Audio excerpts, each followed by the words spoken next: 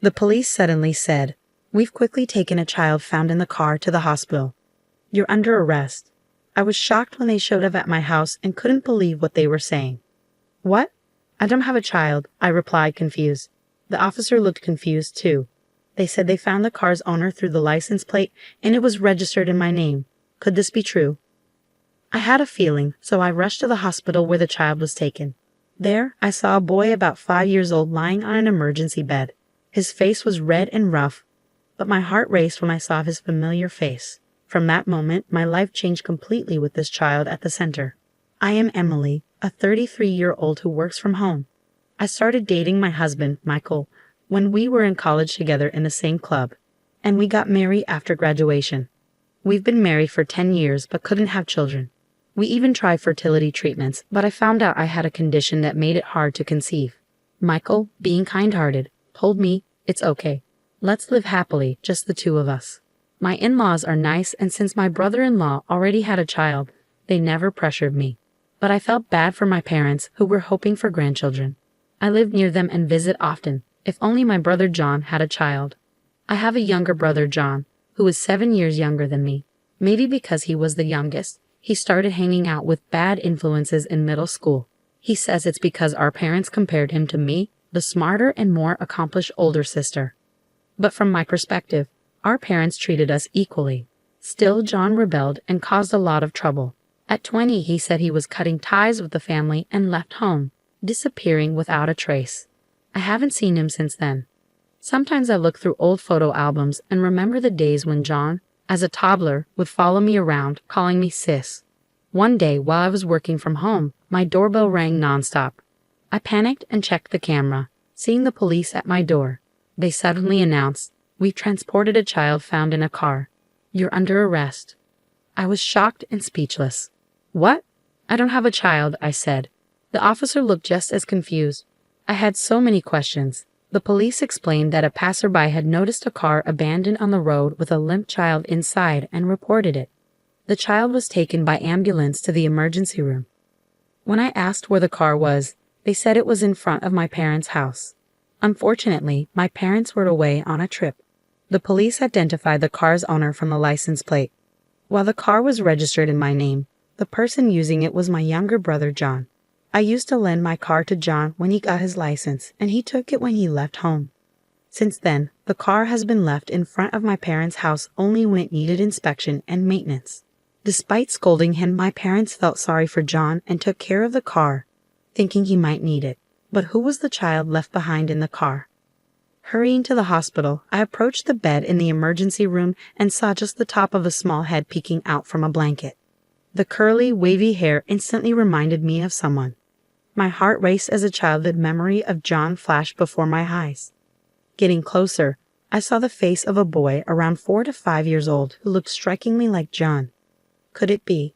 Just then, I received a phone call from my mother, who was away and sounded panicked. John called and asked me to take care of his child. He said he left the child in the car because we were not home. Under this blazing sun, what should we do? I reassured my worried mother that the child had already been taken to the hospital and seemed likely to survive. She sounded relieved and said she would be back soon. I understood my mother's feelings. There was no time for a trip now. I knew this child was my brother's. But when was he born, and who is his mother? I explained to the police that he was probably my brother's child and decided to stay with the boy. After that, I tried calling my brother several times, but couldn't reach him. Looking at the child, he seemed to be in pain. Seeing such a small body enduring so much hurt broke my heart. At that moment, a nurse came and handed me the clothes the child had been wearing before changing into hospital pajamas. They were worn out and very dirty, with the name Tom written on the tag. From his extreme thinness and the state of his clothes, it was clear that Tom had been living in a very tough situation. That evening, my mother returned from her trip and rushed to the hospital. "John," she murmured, holding Tom tightly with tears in her eyes. Tom looked a lot like John.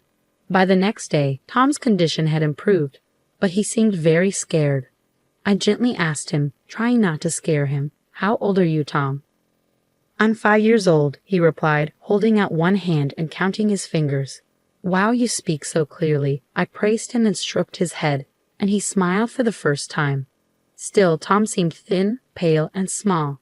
The doctor said he had bruises all over his body.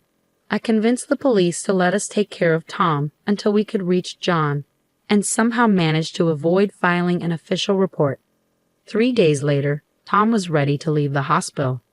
I didn't want him wearing his old, ragged clothes, so I bought him new ones and dressed him in them.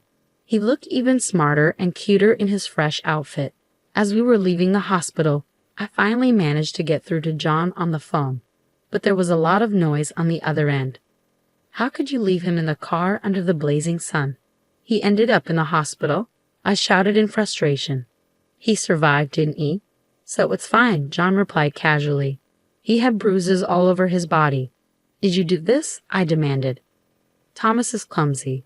I was just teaching him discipline, John retorted, showing no remorse. I was speechless. He's only 5 years old. He's struggling. He can't even remember his letters no matter how many times I try to teach him. It's frustrating, so I left him at our parents' house.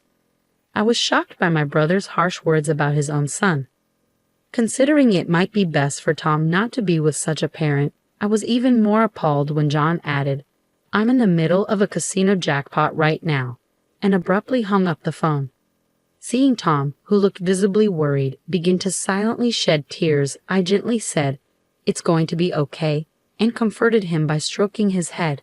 At 5 years old, it's natural to feel scared and cry, but he didn't seem to be asking for his dad or mom, which struck me as unusual. I couldn't help but wonder why, and it pained my heart. After discussing with Michael and my parents, we decided that Tom would stay with us at our home. At home, I prepared a kid-friendly lunch with hamburgers and fries, adorned with colorful character flags.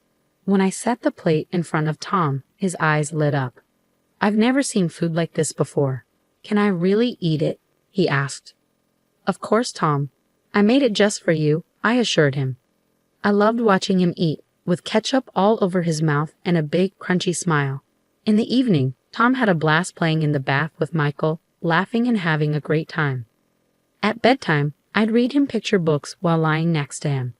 He listened attentively with sparkling eyes, but sometimes he'd look at me with a worried look. "Can I stay here forever? I don't want to go back home anymore," he pleaded one night. "I understand. You want to stay here with us, right?" I asked gently. Tom nodded with relief, and it broke my heart to see him feeling that way.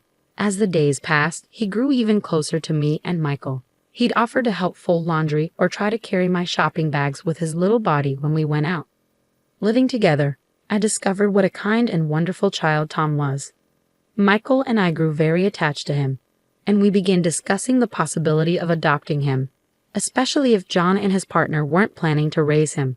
When I checked with the city office, I learned that my brother and his wife had registered Tom's birth, and according to their address records, they were living with Tom at our parents' house.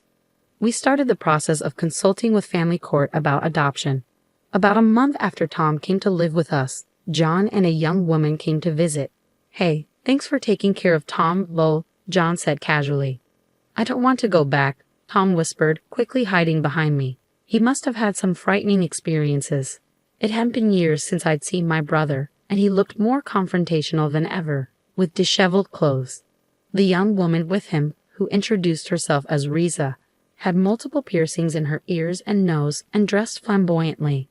"How did you find out where I live?" I asked, puzzled. "Mom told me. By the way, sis, you're living in a nice house and having a great life, huh?" "I have something to discuss about Tom." "Let me in," John said. I felt uneasy, but I couldn't refuse when it was about Tom. According to my brother, he had married this woman shortly after leaving home. They had been moving around a lot, and there were times when they lived in their car because they had nowhere else to go.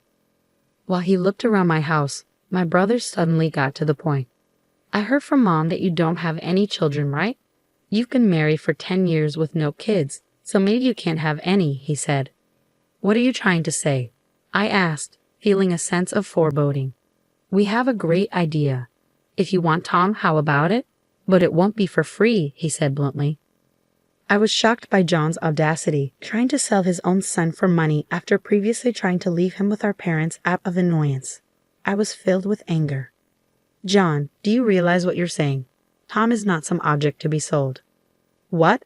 Acting all righteous now. I rebelled because of your seriousness. Our parents always favored you, John sneered. It's ridiculous to blame our parents and me for your own choices. Shut up. Just give me the money, John demanded, raising his hand as if to strike me. In that moment, Tom, who had been hiding behind me, stepped forward. He stretched out his arms, trying to shield me from John. Seeing this, I felt even more determined to protect Tom. John, selling your own child for money is absolutely wrong, I stated firmly. Despite my initial outrage, I decided to give them the $13,400 I had saved in my dresser as a settlement. I also had them sign an agreement that they would have no further involvement with Tom and obtained their consent for the adoption. John's wife callously remarked, "It's a relief not to have to deal with such a troublesome child," shocking me with her indifference. Once the paperwork was finalized, they took the money, smirked, and vanished. From that moment on, Tom truly became our son, and we completed all the necessary legal procedures. The days that followed were filled with happiness. Tom thrived and grew healthy, and as a couple, we found our lives enriched with smiles and joy thanks to him. During this time, we began to notice Tom's talents and were eager to nurture them. However, 15 years later, another incident unfolded when my younger brother and his wife paid us a visit. John now sported a scruffy beard, messy hair, and looked much older than his 41 years. His wife appeared disheveled, with no makeup, wearing dirty clothes and torn plastic sandals. It was clear they were going through tough times and living a rough life. I had a sinking feeling because their visit couldn't bring anything positive, and unfortunately, my dependable husband Michael was at work that day. "What brings you here?" I asked cautiously. "I need some money," John replied bluntly. "Why should I give you any money?" I countered, feeling uneasy. "I'm surprised. I thought Tom was just a dumb kid, but he got into a top medical school, didn't he?" John said, revealing he had heard about Tom through someone in our neighborhood at a local tavern. In reality, Tom was very bright. He had excelled in school since elementary years and earned admission to a prestigious medical program right after high school. "That's no longer your concern," I said firmly. "It's a big deal. He's my son, and since he turns out to be such a great kid, I thought I'd take him back," John stated. "What?" I exclaimed, shocked by his audacity.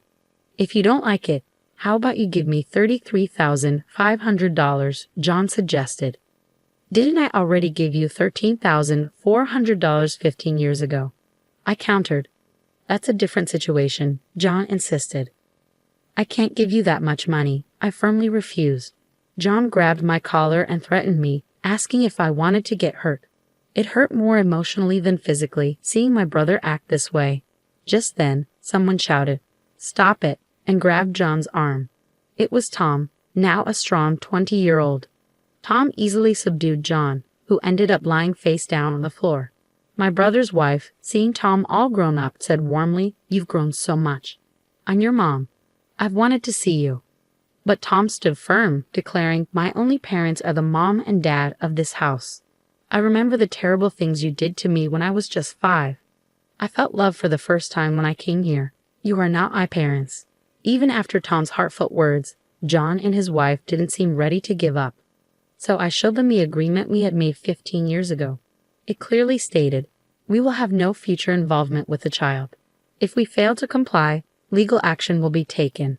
You've broken your promise. I'm calling the police," I stated firmly. They looked visibly shaken, trying to make excuses that they had forgotten about the agreement. In reality, we're being chased by debt collectors. Without $33,500, we're in serious trouble.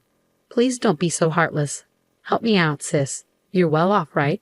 John pleaded. Despite his earlier threats, now he was begging. "I can't help you. The moment you abandoned Tom, you lost any connection with me as well. You're no longer my brother," I said firmly. "Please," John begged, desperate and defeated. I firmly rejected John's pleas. Helping him would only enable his behavior to persist. As their insistence continued, I was on the verge of calling the police when they reluctantly left. Later, I learned that the couple had been arrested for shoplifting and were now leading a troubled life in jail. Meanwhile, Michael, Tom, and I continued to live peacefully and happily. Seeing Tom's determination to become a doctor and help those in need fills my heart with joy. Thanks to Tom, our days are filled with laughter and contentment. We look forward to continuing our happy life together.